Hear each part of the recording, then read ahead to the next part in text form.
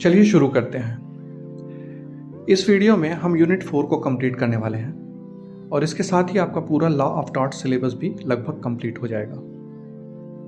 हम पहले ही 3 units cover कर चुके हैं और यह चौथी यूनिट आपको एग्जाम पॉइंट ऑफ व्यू से पूरा स्ट्रॉन्ग कर देगी।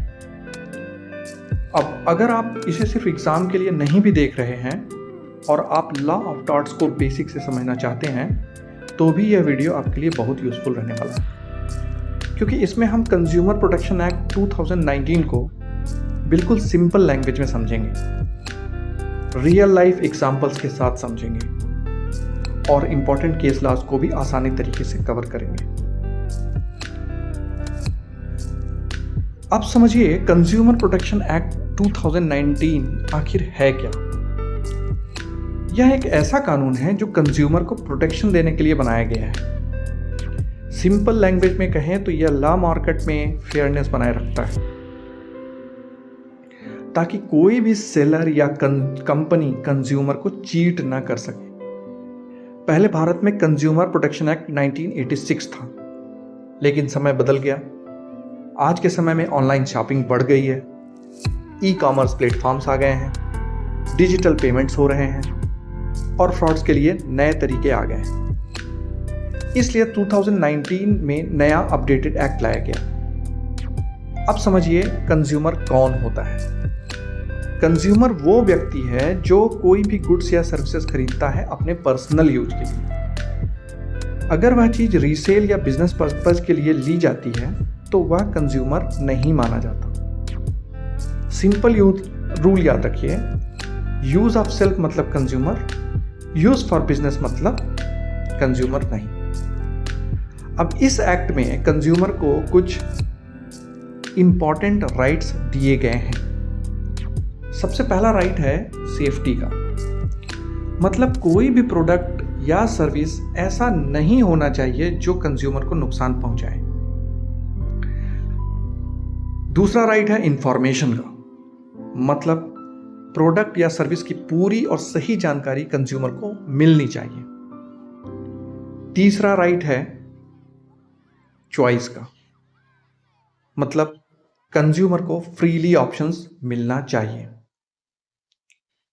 चौथा राइट है बीइंग हियर्ड का, मतलब अगर कंज्यूमर की कोई कंप्लेंट है तो उसे सुना जाएगा। पांचवा राइट है रिड्रेसल का, मतलब अगर नुकसान हुआ है तो उसे कंपनसेट किया जाएगा। और छठा राइट है कंज्यूमर एजुकेशन का, मतलब कंज्यूमर को अवेयर और इन्फॉर्म्ड बनाया जाएगा। अब इस एक्ट में एक पूरा रिड्रेसल सिस्टम बनाया गया है। अगर किसी कंज्यूमर को कंप्लेंट करनी होती है तो वह 3 लेवल्स पर जा सकता है। पहला लेवल डिस्ट्रिक्ट कंज्यूमर कमीशन है, यहाँ छोटे और लोकल लेवल के केसेस देखे जाते हैं।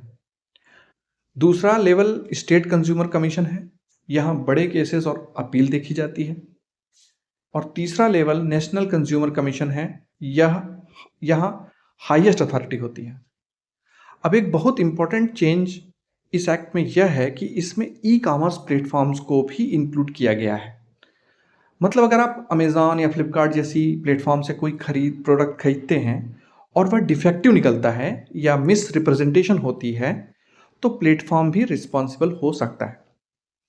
अब समझिए अनफेयर ट्रेड प्रैक्टिस क्या होती है। अगर कोई कंपनी मिसलीडिंग एडवर्टाइजमेंट देती है, फेक डिस्काउंट दिखाती है या गलत इंफॉर्मेशन देकर कंज्यूमर को अट्रैक्ट करती है तो उसे अनफेयर ट्रेड प्रैक्टिस कहा जाता है। अब एक और इंपॉर्टेंट कंसेप्ट है प्रोडक्ट लायबिलिटी। इसका मतलब यह है कि अगर किसी प्रोडक्ट से नुकसान होता है तो रिस्पॉन्सिबिलिटी सिर्फ सेलर की नहीं होती, मैन्युफैक्चरर भी रिस्पॉन्सिबल हो सकता है और कई केसेस में सर्विस प्रोवाइडर भी लायबल हो सकता है। अब कुछ इंपॉर्टेंट केस लॉज को सिंपल स्टोरी की तरह समझिए। पहला केस है डोनोग वर्सेस स्टीवेंसन। इस केस में एक वुमेन ने जिंजर बियर पी और उसमें स्नेल यानी कि घोंघा निकल आया। कोर्ट ने कहा कि मैन्युफैक्चरर का ड्यूटी ऑफ केयर होता है कंज्यूमर के प्रति।